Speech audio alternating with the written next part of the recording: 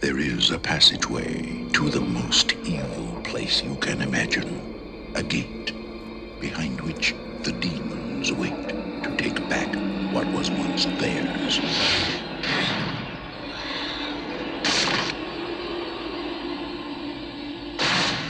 And now, someone has opened the gate.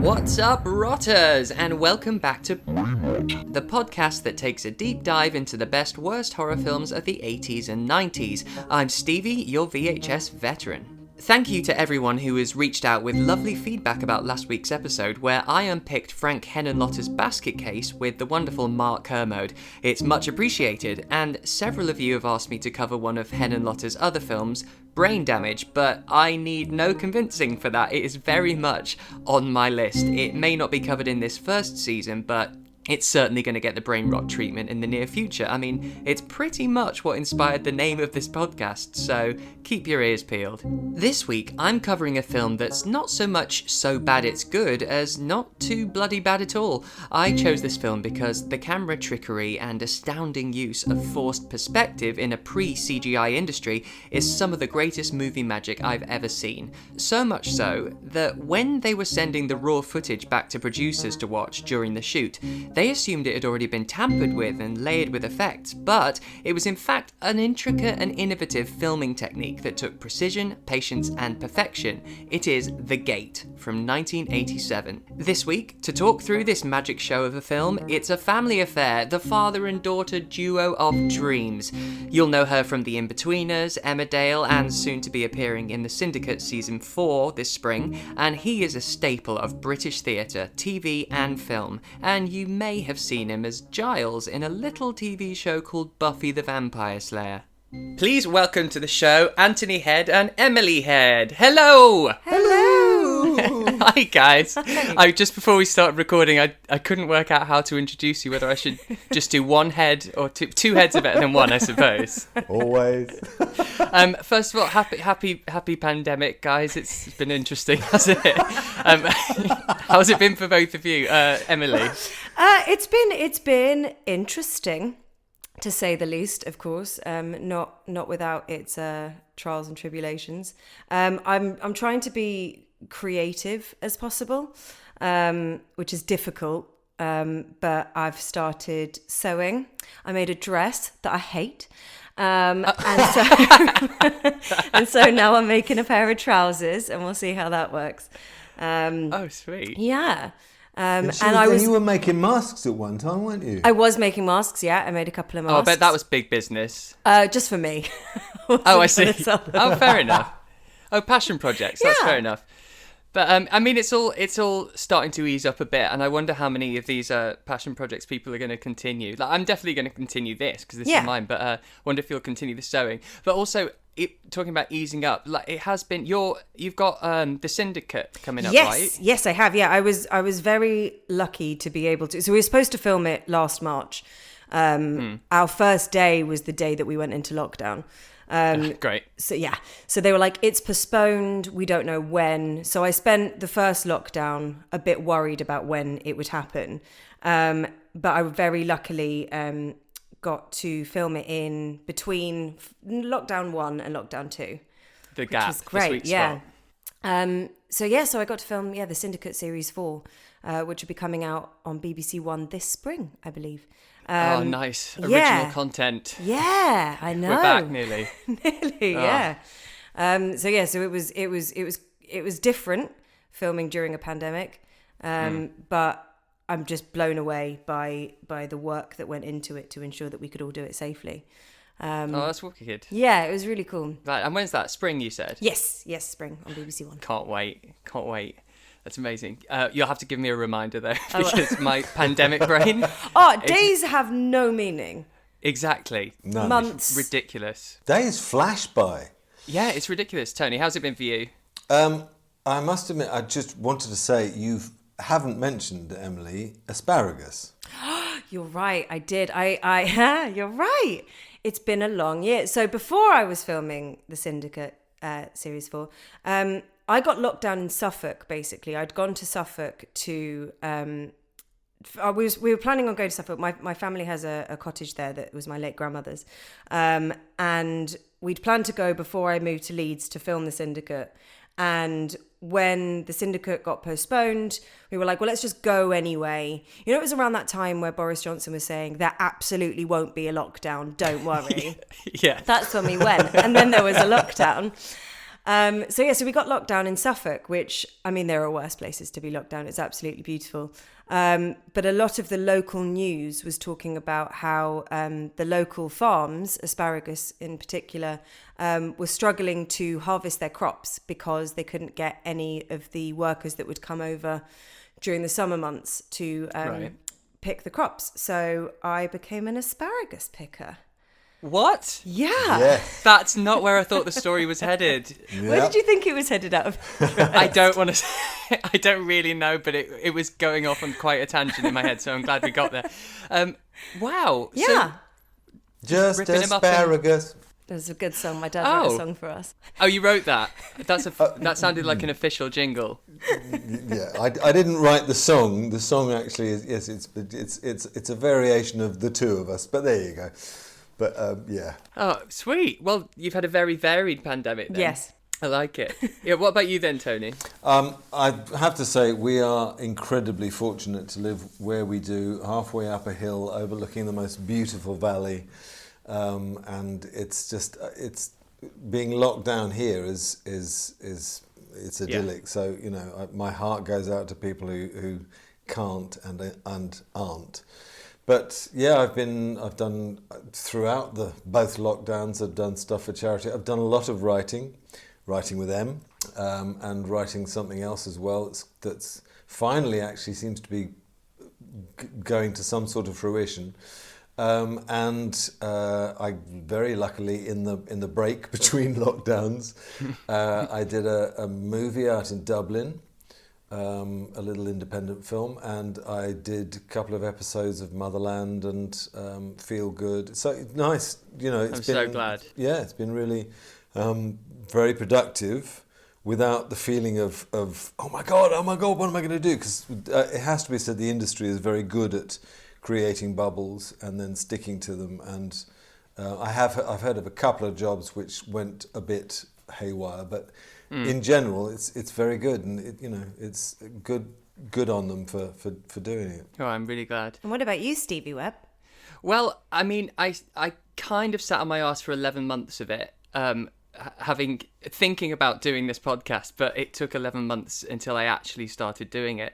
And other than that, once I gave up hoping and wanting for it to end and just let it happen and realize, I knew it was out of my hands and thought it's going to play out how it plays out. I have no control. Once I let that go, I just started trying to enjoy it for as much as I could, just the time off. And I've probably bonded more with my dog in the last year than I have the first 3 years of its life. Just I did little things like that. It's been perfect, and I've been watching a lot of horror films. Great. Which honestly is such a big comfort to me. Yeah. And speaking of that, let's get into the schlocky stuff. What is your relationship with horror in general? I know, well, obviously, Tony, you were in one of the biggest horror series ever to be produced for probably close to a decade in Buffy the Vampire Slayer. Well, you call it horror. I mean, ultimately, the original film was sort of schlocky horror, and what the development of it was. There were definitely horror elements, but it was just clever. But I've never been good with horror. It's bizarre, but when I was about 6, I think, or maybe 5, my uncle and aunt did a puppet show at my birthday party when we were living in London, and they created the puppets, and he was they were all like gargoyles, and I spent the entire time underneath the table behind the sofa, and all my friends were all pissing themselves laughing at me, pointing at me, saying, "What's he doing there?" And my parents would say, "Come on out, Anthony, come on out." And ever since then, I struggle with, things like Alien. I did go and see it at the movies, but there was a lot of that going on. Hands behind over the eyes. As I've got older, it's got worse. I still haven't seen the end of Ozark, the second season of Ozark. Not that that's horror, but just with the anticipation of what's going to happen. It's like, oh God, I can't bear it. So I'm very grateful to you for choosing a PG-13 film. Yeah. No, I went soft on you guys. I didn't throw you in the deep end. It's it's much more fantasy, isn't it? What about you, Em? I've never been massively into horror films, only because I don't find them very scary. And and I it surprises me that, because I've always attributed it to the fact that I grew up on the set of Buffy, basically, and saw how everything was done. And so now that's the way my brain works. I think about how it was made as opposed to watching it on the screen. But then you were there for longer than I was. So I don't quite know how that works. But like, I find the thing, the like suspenseful music that really creeps everyone out has the opposite effect on me, in that I go, they're trying to scare you, so just be prepared. And then I just don't get scared. So then I want there to be more of a storyline. And if the storyline of the horror film is good, then I'll really enjoy it. But generally, I find that the storyline kind of falls by the wayside in favour of jump scares and suspenseful music. But that being said, I've never really ventured into the 80s schlocky kind of horror films, and I thoroughly enjoyed myself. So well, that's the thing. Yeah. I agree with you. I don't think I get scared. Very rarely I get scared by a film. Even when I was younger, that's why my parents allowed me to watch them, is because I was excited rather than scared. And I watched it with that eye as well, of going, ooh, how did they do that? I wonder how that was made on camera. And because the first thing I wanted to be when I was young, I wanted to be a special effects makeup artist. I wanted to create, and like the young Peter Jackson, his first films, these real homemade horrors. That's what I wanted to do, and I wanted to do it all myself. With ketchup and lettuces for stabbing and all that sort of amazing. Stuff. And so, yeah, for me, I think I always watched it with that more production eye, and so they really excited me. And this era, the era before we had CGI, just the practical effects, and even the worst films from this era, they're all a testament of graft and perseverance, because they're so hard to get shit together, to get money, to get a space to make it all. And that's why I think all of these, especially the worst ones, they just really do it for me, and that's why I'm going back over them. So speaking of that, The Gate from 1987. I'm assuming neither of you'd heard or seen it before. Hadn't seen it, but I remember, because I'm a little older than you two, I remember when the advert was on in the movies when I went to see other films, and I remember distinctly thinking, no, I won't be seeing that then. Especially the moment when one of the little nibbler's arms gets trapped in the door and spills out into little silverfish that run across the floor. Silverfish maggots, yeah. Yes, which to this day, it has to be said, we've got one spot in our kitchen where the silverfish come out at night, and it still makes me think of that ever. Oh, really? Yeah. Oh, wow. So I've actually unlocked some childhood trauma for you here. So great choice. Emily, what are your thoughts on The Gate as a whole before we sort of talk through it? As a whole, I mean, it kind of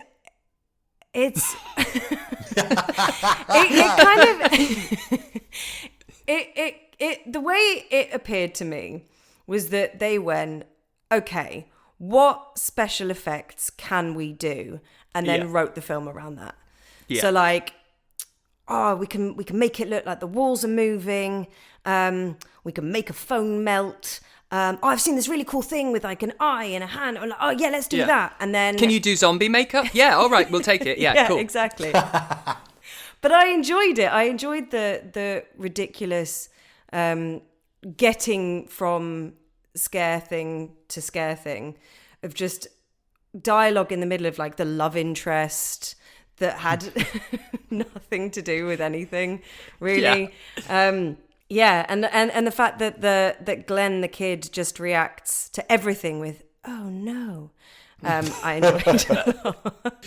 Yeah, I agree with that. It does feel like they've just thrown everything at it. I mean, it takes a while to get going, but once it does, it's just set piece after set piece and next special effect. And it's also got, I think it's very Steven Spielberg inspired because it has a very Amblin, Goonies vibe. And also a lot of aesthetic similarities with Poltergeist, which was, well, it was directed by Tobe Hooper, who did the Texas Chainsaw Massacre, but it was produced by Steven Spielberg. And there's always been this unconfirmed rumor that it was actually shadow directed by Spielberg, kind of over the shoulder of Tobe Hooper. And this film feels a little bit like it was shadow directed by Steven Spielberg. Well, not over the shoulder, maybe from the next building shouted over. But I mean, he wasn't involved, but it has that vibe. I guess what I'm trying to say is it feels very Spielberg 80s glow vibe inspired. What about you, Tony? What did you get anything from it? Yes, I got lots from it. Good. But one of the things that I researched was the writer. Basically, the original script, he just got divorced and he was living on his own and he was depressed and he drew on hideous things from his childhood. But it was originally supposed to the demons and the evil of it was supposed to go out over the neighbourhood and the kill children, all sorts, But like dragging people from their homes. Yes. Yeah. No one's mentioned the punky hairdo of the friend. Oh my God, fantastic! Quite extraordinary. I'm thinking about backcombing my hair. That fringe was extraordinary.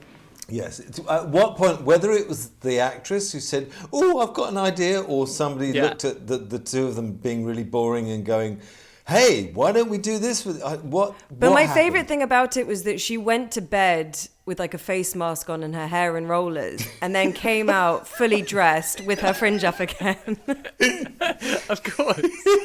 Actually, all of the fashion and the looks in this, it's all the neon, the side ponytails. I love all of that. And I mean, it's so 80s that it feels like a film that was made after the 80s and they're taking the piss out of the 80s. Yes, very much so. So I'm going to give you... so it was a budget of 2.5 million, which is good. Oh, I read that it was 6 million. Really? Dollars? Yeah. Oh, I read 2.5. Well, it makes more sense. Well, except it was a joint production with America and Canada. So maybe $6,000 is Canadian dollar. No, wait, that doesn't make sense. Well, whatever. That's quite a big leap. Was it the exchange rate? No, that's well, because its first weekend it made 4.5, and overall it made 13 something, so twice. Even if it was 6 million, it doesn't look like the budget was 6 million. I have to say, but and it was. I was surprised when I read that. I thought, really? So 2.5 kind of makes more sense. Well, if you're saying so, let's say 4. Okay. Let's meet in the middle and say it was 4. We're rewriting history here. Okay, so it had a budget of $4 million and it made about 13.5. So yeah, it more than doubled its money. Yeah. Directed by Tibor Takacs. And he did a lot of B-movie horrors at the time. And there's one called Mosquito Man, which I've not seen, but as soon as I read it, it's down on my list. And since then, the last 10 years, he's been doing Hallmark Christmas movies. A lot, and I mean a lot of them. Okay. Like at least one a year, ready for Christmas. And I love those sort of movies because obviously I have a taste for trash. So about 10 months of the year, I've got the horror channel on. Then 2 months of the year, it's Christmas 24, which is 24-hour Christmas movies. And it's always the same thing. It's a hardened businesswoman who goes home to her small country hometown, learns the meaning of Christmas. I love that. So he's really good at directing trash. So can I have... your synopsis, if you were to tell someone the synopsis of the film. Emily, what's yours? Sure. So mine is... The Gate is a story of how a string of coincidences can bring forth ancient demons whose main goal seems to be making a house very windy. Young astronomers Al and Glenn battle the elements in their attempt to defeat the demons and strengthen their sibling bond. With classic catchphrases such as, "Oh no," and "Suck my nose till my head caves in," this film is as much for linguophiles as it is for special effects enthusiasts. Round of applause, that's brilliant. Tony, can you follow that? It's an allegorical tale about growing up and having your favourite toys and playthings demonised by your parents. Your treehouse apparently struck by lightning but actually destroyed by a team of workmen. Your rocket launcher banned and your Cindy doll used to stab somebody in the eye. The resolution is when Glenn finally gets to launch his thunderbolt and creates a fireworks display over the neighbourhood. Yes, Very good. that's very. They'd be printed in different newspapers. Yeah. They play to different crowds, Different I like that. audiences. Yeah, absolutely. So we open up. We meet Glenn, who is played by a young Stephen Dorff, who's a pretty big actor in his own right. I mean, I know him from Blade, obviously the horror, but he's also the guy in Britney Spears' video Every Time, just as a fun fact. Yeah, and actually, he's got one of those faces when he's a kid. There's certain kids that have faces and they look like a 42-year-old man, like this wisdom. It's the boy in Mary Poppins, Michael Banks. Yes. I always think clearly he's Yes. like an 8-year-old boy, but he Yes. also looks like a father of 3.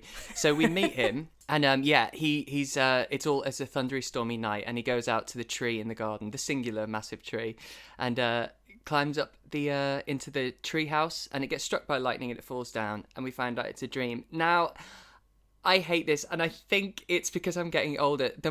The older I get, the more frustrated and grumpy I get when a film dupes me with a dream sequence. I don't know why. It's fine. It's fine when it's dream-like and psychedelic and stuff. But when it's a red herring and they make you invest in the action only to have someone wake up, I feel embarrassed that they've fooled me. And so it started me on the wrong foot, this film. But see, I think that opening 5 to 7 minutes was more suspenseful than the rest of the film. I was like, oh, Yeah. okay, so it's interesting. No, dream, normal life. Yeah. Yeah, Yeah. I know what you're saying. Exactly. But But there you go with the allegory, because his parents have got a team of destroyers to take his treehouse apart. yeah, actually, how many memories are coming down with that tree? Exactly. It's ridiculous. And a fun fact about that tree, where they filmed in Canada, it's illegal to cut down a tree of that age. So they had to find a dying tree that met the brief and transport it miles and miles and miles. Bloody hell. And I liked all of the little cuts in the tree where obviously that was from an earlier take, but they didn't reframe or anything.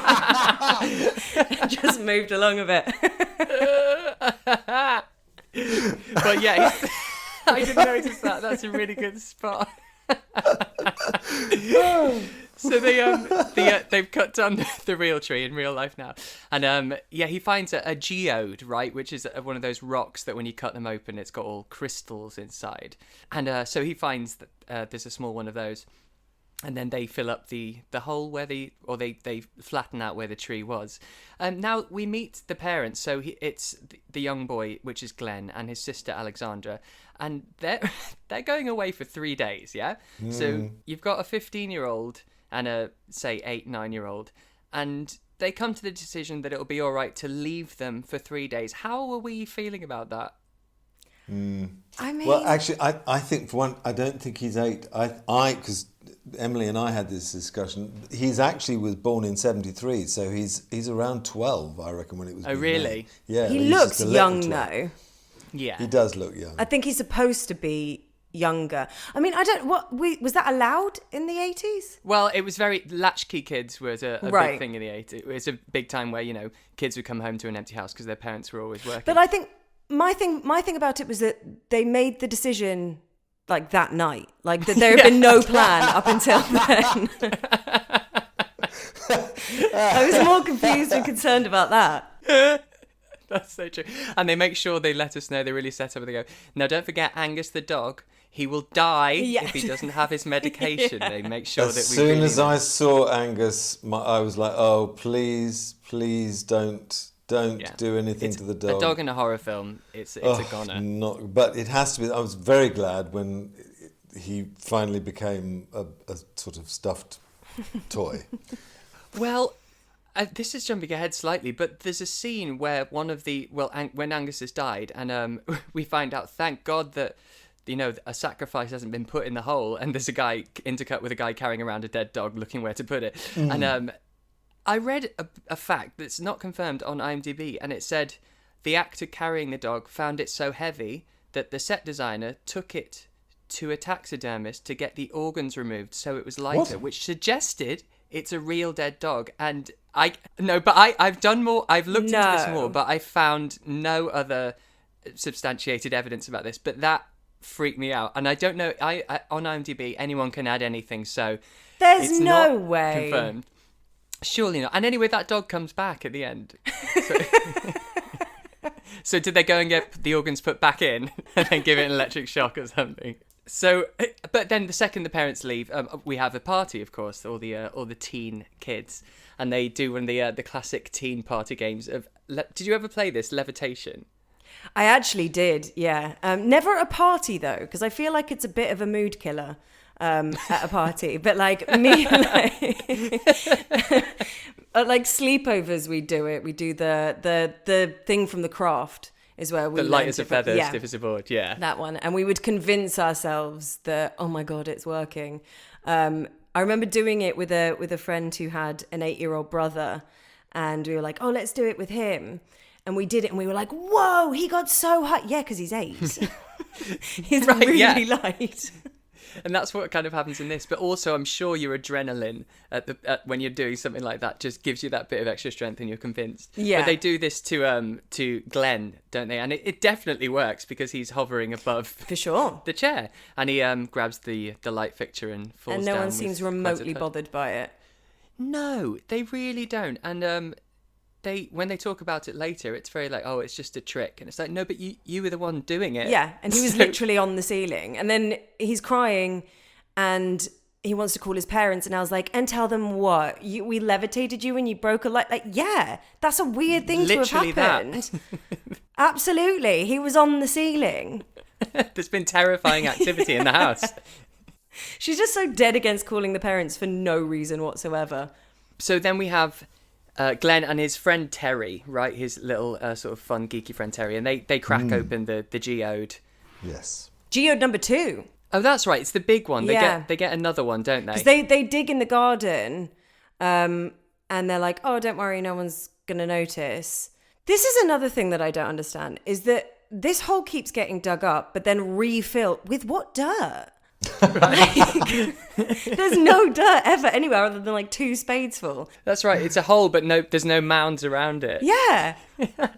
Anyway, so they found a second geode, for those of you who haven't seen it. They find a second, much larger geode.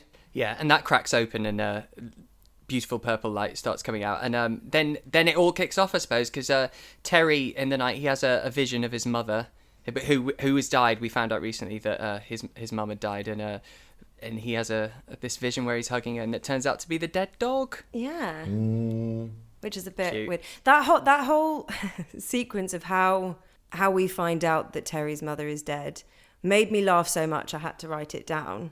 Go on. Where basically Glenn is saying to his dad that he's a bit scared, he wants his light on, because Terry had told him that a workman was buried in their walls. And the way the dad responds to it is saying, let me tell you something about Terry. You remember last year when Terry's mum died? Well, ever since then, Terry's been a little strange. I think he's kind of angry inside that his mum's gone. So you just remember that when he gets destructive or tries to scare you. I think he's just a little confused. That's all. You know what I'm saying? Like, what? They're like, we need to get in there somehow that Terry's mum is dead. Perfect. Yes. Yeah, and that he might act up and scary things might happen. So he's had this horrible dream, and then it's the next day we were talking about when the teens are talking about the levitation and they don't believe that anything happened. So Glenn gets annoyed, and then he calls one of the older teen boys a fag, which I thought was a really lovely reminder of the social climate of 1987. Yeah, I didn't notice that. Yeah, did you know it happens twice? Or 3 times, I think. Like, throughout the film, it's like they're like real like, Yeah. this is the final thing I'm going to say in this argument. Yeah. what are you two up to? Fagging around, Yeah. I suppose. Yeah. That's another one. But when he calls him, I do have to say, though, when he calls him a fag the first time, one of the girls' response, she says, Trez uncool, which I think is Trez funny. And now I know what to say if someone uses a homophobic slur against me. I feel armed, and they're not going to see that coming. If I say, Trez uncool. I forgot to mention this rocket thing. So Glenn likes rockets, doesn't he? He's into rockets. Yes. But these are proper rockets. They look super dangerous. That's all I've got to say about that. Yeah, they are. They're really, really dangerous. But he's wearing his young astronomer's jacket, so he knows what he's doing. The only thing I remember, in fact, and I read somebody else noticed it, but when Alex gives him his rocket later on in the film, and she takes out a pair of pliers and starts to supposedly tighten up a screw. But if you watch it again, she's not touching anything. She's just doing in the air. Yes. She's screwing the air. Yep. Quite remarkable. That's the stuff I love, though. And apparently the schedule for this was so quick that they pretty much only had one take for most things. So wow. if it wasn't perfect, you got to move on. So that's probably one of those moments where it's like, well, I don't have anything to... Just do it. Just make the motion of tightening something. This is the moment where we have Terry, who's Glenn's friend, and he's listening to his 80s heavy metal, right? And this is where it all stems from, this record. It's a little bit confusing to me, this bit. So he has this record by a band called Sacrifix. Yes. Called The Dark Book, and there's a spoken word moment in it, which is a foretelling of what's coming in the film, because it's about this gate to hell and these demons that come out, and there's certain things you have to do, such as a sacrifice, and you have to read the spell. Or is the spell in the record? Yeah, I think the spell's in the record. I don't. And when the band released it, they died in a plane crash. But they levitated as well. That was part of the artwork. Both of you does this resonate anything to you at all? Because back in the 70s, I thought it was Deep Purple, but it might have been Black Sabbath. The rumor was that because there was a lot of interest in, Aleister Crowley, who was into demonology and witchcraft and all sorts of things, and a lot of people in the rock industry. There's a picture of Aleister Crowley on the Beatles' Sgt. Pepper's album. Oh wow! And the Rolling Stones and Led Zeppelin's Jimmy Page was fascinated by him. In fact, he bought his house up in Scotland. But the thing there was a rumour that this album, that if you wound it round the wrong way, that there was something dark and it's called backmasking, which I've never heard of. Oh. But this was true. So when this happened, when I thought, that's obviously what the basis of this film was. The writer was thought, that's interesting, and then developed it from there. But there's no other reference to it. But the thing with this vinyl album, it was everything that happened, and then if you played it backwards, then it would tell you how to stop it from happening. Right. I see. But it was an obscure band that his dad had got the vinyl when he was traveling in Europe, which, of course, in every American horror film just makes it make perfect sense. My favourite thing about Terry's love of metal is that in his room, as part of his decoration, is just a big sheet with the word metal painted on it. It's just incredible. Metal. Yeah. What are you into? Metal. And he says, this is one of my favourite moments as well. And this is where it shows you everything's just about the effects, and the story is a little tenuous sometimes. So Terry says, there's a very specific time that when you say these lyrics, the gate will open. And I've looked it up, and it's now. But there's no more details on that. So what now is in lunchtime, summer, 2:25 p.m. 1987. What's the now? What's so specific? So I love that, and it didn't really matter the details of what the now is. But they've unintentionally done most of the steps of opening the gate, and the dog was technically the sacrifice. And then, obviously, as we said later, as we said later, we'll talk about it again before now. As we said later, the dog is then put into the ground, and that's when we have the boy apparently with a real dog. I don't know. Yeah. And then the teens leave again, but then the next night there's a slumber party with just the girls, and that's where we get what you guys doing, just fagging around probably. And there's moths everywhere in Glenn's room. Is that right? Yeah. Yeah, that's.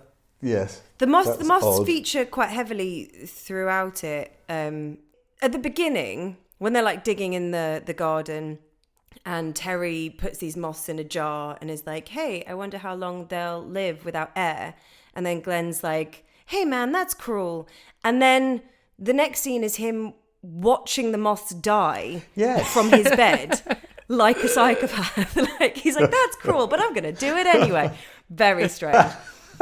And then the moths just keep appearing, and they're being killed by the big light. Yeah. Oh, one of the moth catching lights outside the electric. Yeah. And then the dog turns up in Terry's bed. It's one of those classic scenes where Alexandra, the sister, she's going, "Hey, come on, get up," and then, "Hey, what you doing?" And it's the person that she thinks is in the bed behind her. They pull it back, and it's the dog. And then we get the monster hands. The monsters are here. Yeah. And they're from underneath the bed, and they're the quite, big rubber gloves. Yeah, the big rubber gloves. But it's the only time we see something with arms of this size. We either see really huge or really small. So I don't know which monster this is, but it's cool. It's a nice little effect. So it's kicked off, and the monsters are here, and so then they run outside, and their parents are outside. And this is one of my favourite moments. It's so gnarly and gooey. And the dad, Glenn's daddy, lifts him up and he's saying, "You've been bad." And Glenn's hands, go through his dad's face. It's just a full-on goo fest. And it's pouring out, and then his head falls off and smashes like a watermelon. I call it a gushy head. A gushy head? Yes. Are you related?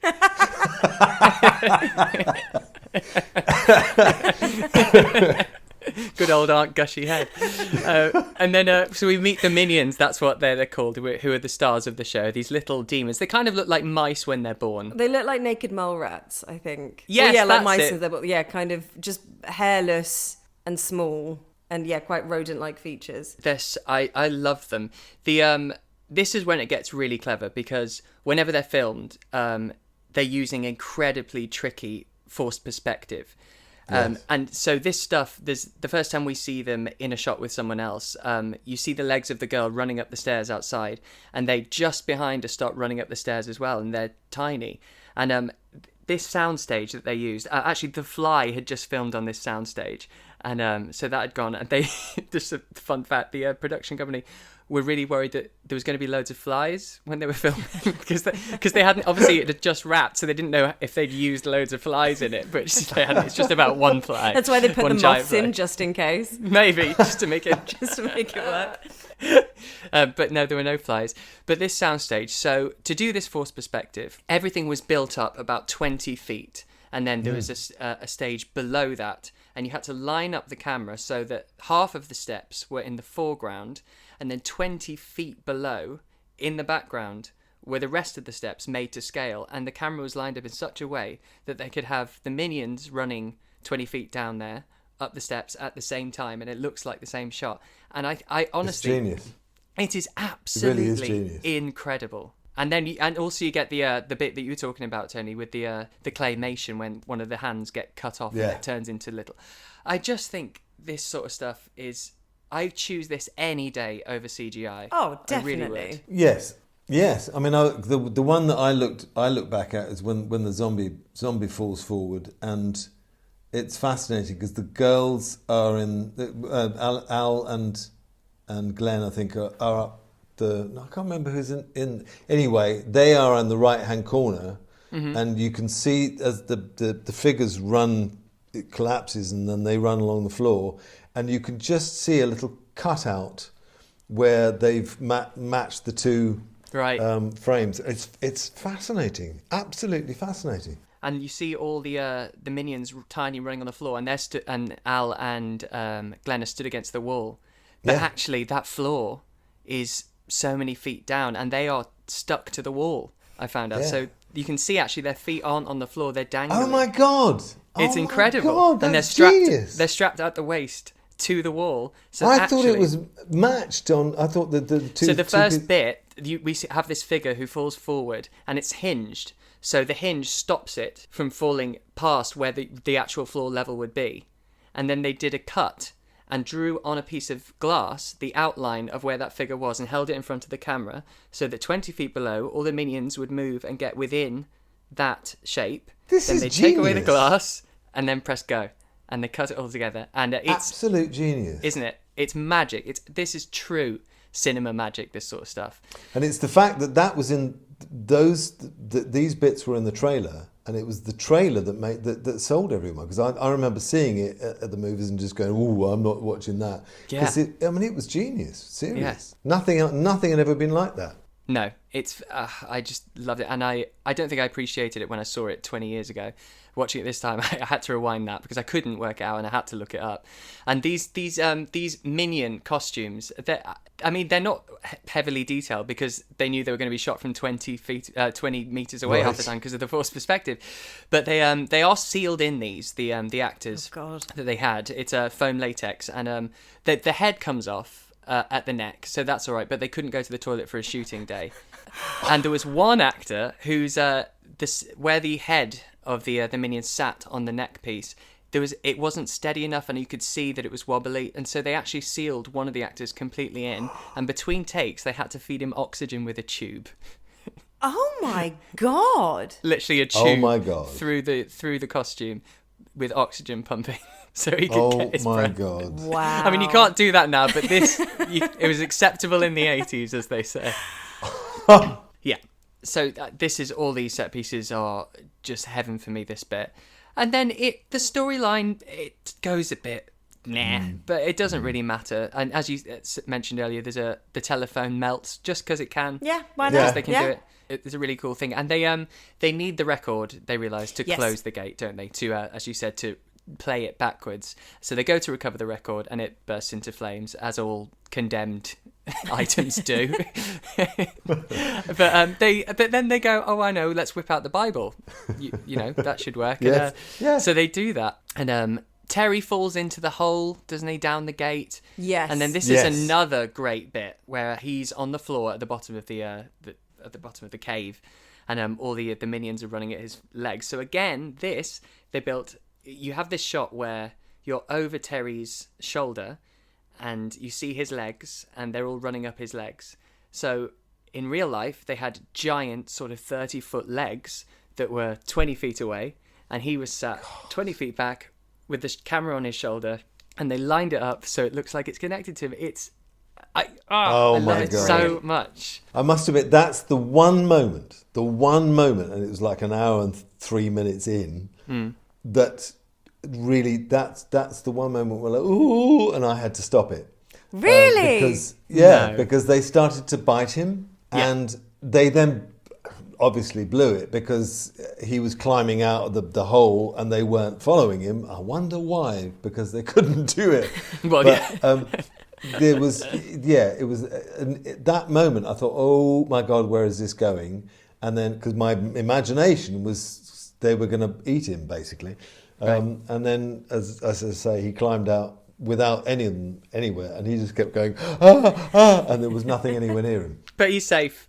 And actually, they kind of round it off here and make you think it's the end. It's a false ending, isn't it? Because there's still 25 minutes left of the film, but the gate bursts into flames and it seems to be closed. And then they recover their friends who are in the cupboard with garlic around their neck. So much garlic. Who has that much garlic in their house? Yeah, that was just handy for some reason. 3 rings of garlic.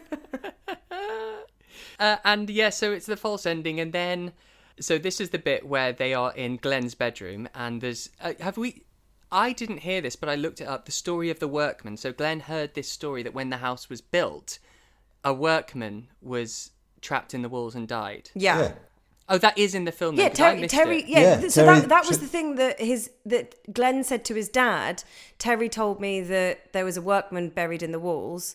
And then he was like, oh, you remember Terry's mum's dead and now he's weird. Yeah. Oh, see, for me, it was very confusing because I thought it was all over, and then a zombie workman fell out of the wall. I thought, where has this come from? But it turns out it's a plot point that was established about 40 minutes earlier. Great. But this is great because it's proper zombie makeup. Yeah, and it's done and so good well. zombie makeup. Very, very good, yeah. And he drags Terry through into the wall. Yeah. So they're just collecting the kids now. And that's when that's the figure that falls and smashes into 30 minions. Yes. Then this bit is the bit that disturbed me. The Barbie doll, the Cindy doll. Yeah. Yes. So Terry, who's been dragged into the wall, we then find him. He's in the gun case because Glenn goes to get the gun and his head is in there. And the sister, Al, saves him by stabbing the leg of a Cindy or a Barbie right into his eye socket. Yes. I mean, that's an immediate loss of innocence right there. Yeah, and Glenn had really done nothing to stop him. Like, he was biting his hand, and then he was just like, no, but then also just still biting his hand. Like it seemed like such an extreme length to go to, having had no one try just pushing him off. Like, do you know what I mean? Like, no one tried. Well, even when Terry was pulled into the wall by the zombie workman, Glenn was standing by the door going, no, not running after them or hitting them or doing anything. When anything happened, he would stand back and go, no. I think when his sister was endangered. Yeah, we're about to get to that bit. But yeah, his response there is, oh, no. Why? When's that? What happens to her? I don't remember. Oh, Does she she get gets dragged into the wall as well? Yeah, by Right. the zombie man. Oh, and he's of no help. We get Mecha Minion now, don't we? I was thinking about this. It's great when the massive gate, the floor opens up, and we have this giant guardian of hell.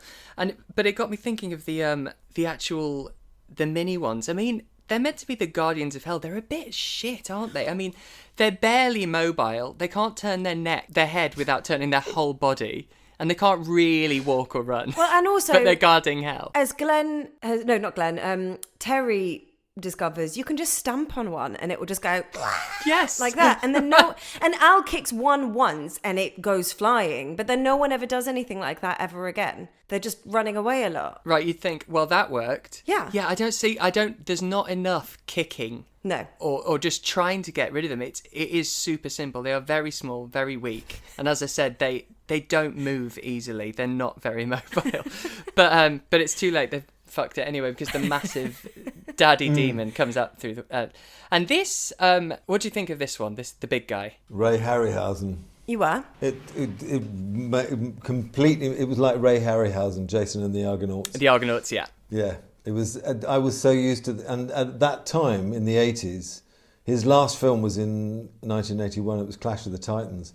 Yeah. And people were like, oh, my God, this is so cool. That stop-motion kind of animation was the way it was done. And if you had something big, it was like that weird thing. But now you look back on it and go, But then it blew you away. And it looks like the monster from Clash of the Titans. It must be based on that because it's got the two sets of arms and the two sets of eyes and that sort of thing.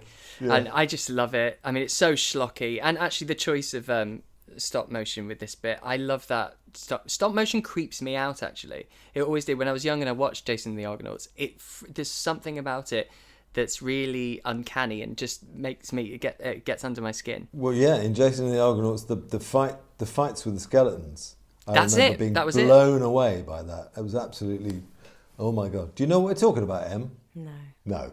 Oh, but you just need to look that bit up. Okay. Anyway, the skeletons, it's fantastic with the swords and stuff. Oh, it's great. Now the big demon picks Glenn up, pats him on the head, and they have a little tender moment. Yeah. Is that right? Yeah. It's actually quite sweet. And then sweet. he touches his hand, and he gets an eye in his hand. He gets an eye in his hand. I don't... He seems to say, right, here you go. Here's an eyeball. I'm going to pop it in your hand, and we'll call it even. Yeah. And then he goes back into the underworld. Cheers, mate.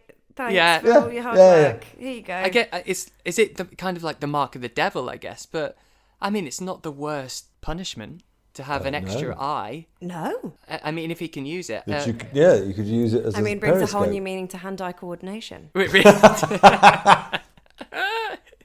But he's not happy with it. He wants his sister and his friend back, so he stabs the eye with a shard of glass. And then I have in my notes, which I really need your help with, black tomato. What did I mean? What? Yeah, exactly. That's I've just. Oh no. Oh, it's black tornado. Sorry. That makes more sense. Oh yeah, the black tornado comes out the gate. Then a giant radish rolls over the building. It's tornado. I really hoped one of you'd remind me of that, but no. So go on. Then we've got the end. I guess it's with the big climax with the rocket, isn't it? Yes, yeah. A lot more wind in the house. The doll is back again for some reason. I don't really know what that doll has anything to do with anything. Yeah, they act like it's very symbolic, but I'm not sure what's it's no about. And then it's the jar of moths, because he lies down and has a little cry, and then he sees the doll and then the jar of moths, and then is like, no, I need to do something about this. And there's a lovely a real so he goes to get the rocket, doesn't he, that his sister got him for his birthday. Yes. I know, there's a lovely moment that really took me back to the 80s when he opens it and it says requires 2D cell batteries. That was great. Batteries not included. Oh, 80s toys. But I did wonder when he was climbing the stairs, I wondered why they paid attention to the torch falling off the step and down. I was like, oh, very clever. Sure. Yeah, so the flashlight, they do a slow-mo of it rolling off. Yeah, but he's resourceful and he uses the batteries from that. So it's because Go on. So I rewatched sections of it to be like, I don't understand how or why this has happened. But so Terry has read in his book from his album that the demons can only be destroyed and the gate closed once again by a true spirit of gentle passions wielding energy derived from pure love and light. Right. Okay. So That's why he says love and light. Yeah. I think the important thing is that there's then the note from his sister attached to the thunderbolt, and that's where the love comes from. But the light is the thunderbolt. Is all I could. Oh, I see. This is like a something old, something borrowed, something big thing. Yeah. Going on. Yeah. I see. So what were they again? So something old. I went through it again. A true spirit of gentle passions, wielding energy derived from pure love and light. So he's the first bit. Yeah, he's the spirit of gentle passions. The rocket is the light. Energy, I guess, because he's wielding energy. Right, yes. Derived from pure love and light. I don't know about the light. I wonder what came first when creating this movie. The items, the items or the sentence. Like, how can we tie these? The rocket. I mean, the fact that they set up that rocket almost at the beginning of the film. It was just like 5 minutes from the end. Got it now. Yeah, sudden significance. Yeah, I did, because he's wearing a rocket jacket in the first scene, everything. There's all this rocket stuff, and it's not subliminal at all. But yeah, it leads up to this moment. And I don't think it's an anticlimax, because it flies into, and when I say into, I mean literally it flies inside the mecha demon, doesn't it? He also screams "Happy Birthday, Al." As it's flying, which I missed that, really. Because if you remember, the thing that needed the batteries was his birthday present to Al, and the thunderbolt was Al's birthday present to him. So he screams "Happy Birthday, Al" as the rocket is flying into the demon. One thing I have a question, since you did look back over things, I can't remember at what point it was, but Al was still around. And something was coming out of his bedroom. Maybe it was the little nibblers, the minions. But why would you shut yourself inside a cupboard with louver doors? At what point did you think it would protect you? Especially because they had just broken through the bedroom door. Yes.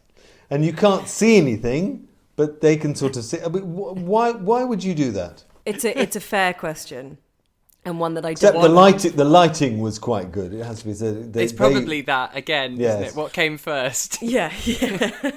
It was because they went back for the gun, but then I didn't understand the presence of the gun at all anyway, because it didn't do anything ever. Like, we established the gun early on when he finds the Thunderbolt again, when Terry's playing around with it and he's like, oh no, put the gun down. That's my dad's, we're not allowed to play with it.